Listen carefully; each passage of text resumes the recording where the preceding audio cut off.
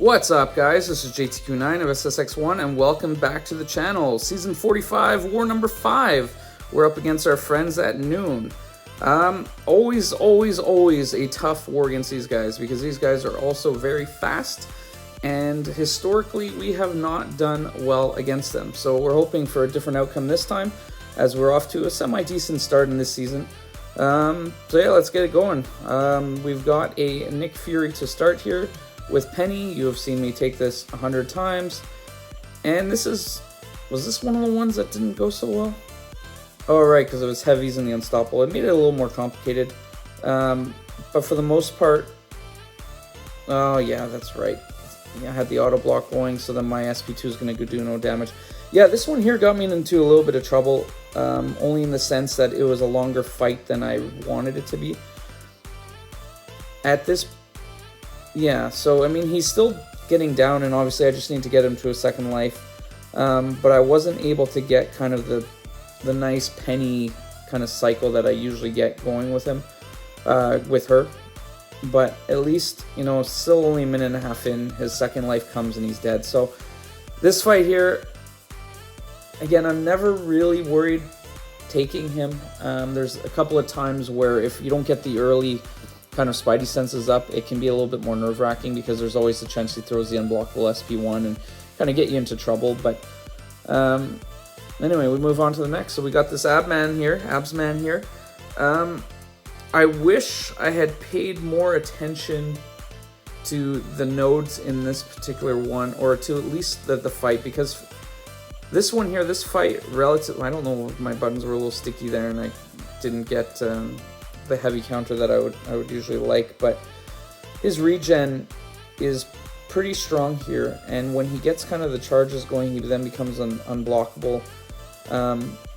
But what I always try to do is kind of counter specials, and as you see, 30 seconds in, he was almost back up to 90% health. So this is why I said I wish I'd paid a little bit more attention to this in terms of just for future wars, I want to say, as we'll talk about on the next one. Because one of the things that we've noticed now after taking this fight kind of 2 wars in a row in War 5 and in War 6 is that Gwen's relic doesn't really work. So the idea is that with the evade, it's not supposed to count as a buff, so he's not supposed to be gaining Mystic Dispersion off of it.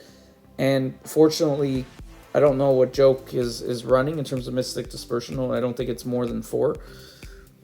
So I was lucky that I never had to kind of get in risk and push him to an SP3 there. So anyways, he went down relatively easy, so I didn't really think of it.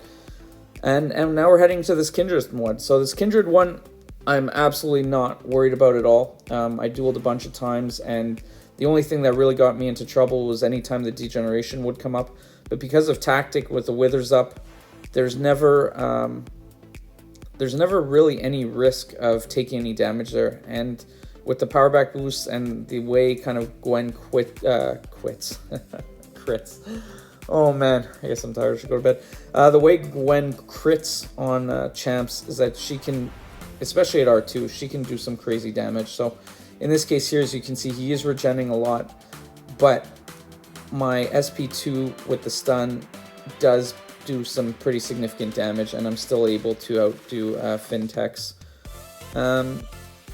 Kindred. So next one here, we're going to the Sassy. This one here is one of the scariest fights on the map. This is now my second time taking it. I did take it in the previous war where it went pretty smoothly. This one here, 573,000 health. Ssx1, he's a beef boy.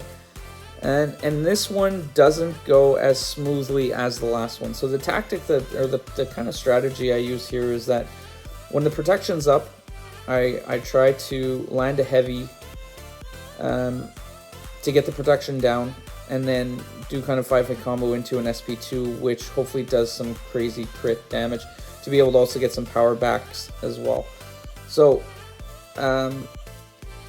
like there, because I have the Wags pre-fight on, I'm able to parry him a lot more freely as well, and it just makes it kind of that much simpler. But what you don't want to do is what I just did, or what I will be doing, is that you don't want to be taking any hits, because if you start to get some of the debuffs on you, they can do some crazy damage.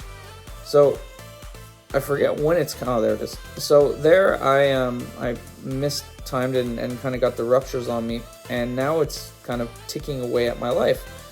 And the thing that was frustrating is that he kept regenerating up, or I wasn't doing enough damage at the time, and I just remember going through this fight being like, why is this taking so long? This shouldn't be as long as it is.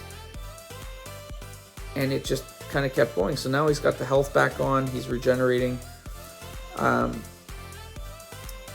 do my relic to then be able to throw, oh, I don't even throw the heavy. Well, that's not good. Oh, because I wanted to bait the SP2. So yeah, there's a lot of mistakes in this fight, and as you can see, he has now gone red. So for whatever reason, I had a horseshoe up the you-know-where. He had, what did he have, 25-30% health left when he went 3 bars power, and I just managed somehow to survive that. So, hey, a solo's a solo. We take it when we get it. We don't ask questions. And with that, my war was done, and we ended up actually beating NEWN for the first time in a long time. We beat them 8-3. They had an off war, it seems. But hey, we'll take it. 3 wins, 2 losses in the season, 25 kills with the 1 death from the last war. And thank you guys, and we will catch you on the next one.